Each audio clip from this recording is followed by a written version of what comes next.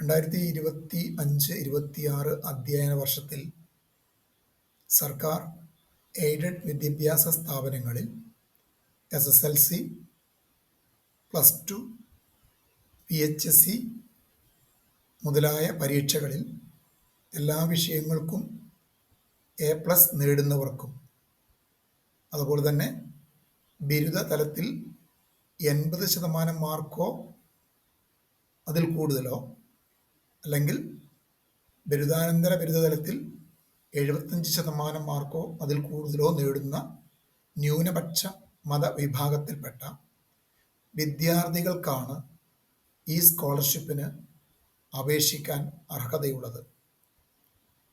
കേരളത്തിൽ പഠിക്കുന്ന സ്ഥിരതാമസക്കാരായ മുസ്ലിം, ക്രിസ്ത്യൻ, സിഖ്, ബുദ്ധ, ജൈന, പാഴ്സി മതവിഭാഗത്തിൽപ്പെട്ട ഏതൊരു വിദ്യാർത്ഥിക്കും ഈ സ്കോളർഷിപ്പിന് അപേക്ഷിക്കാം.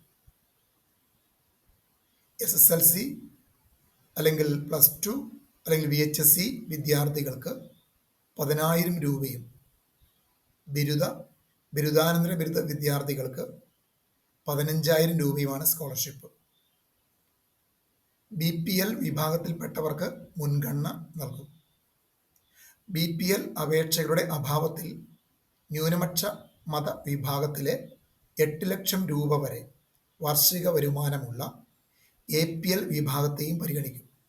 അപേക്ഷകർക്ക് ഏതെങ്കിലും ദേശസാൽകൃത ബാങ്ക് അല്ലെങ്കിൽ ഷെഡ്യൂൾഡ് ബാങ്കിൽ സ്വന്തം പേരിൽ അക്കൗണ്ട് ഉണ്ടായിരിക്കണം.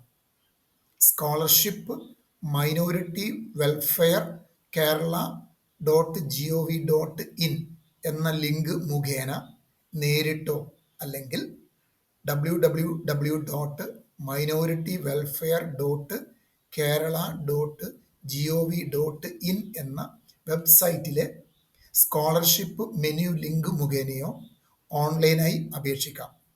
സാധാരണ രീതിയിൽ അപേക്ഷ ക്ഷണിക്കുക നവംബർ മാസം അവസാനമോ അല്ലെങ്കിൽ ഡിസംബർ മാസം ആദ്യമോ ആയിരിക്കും.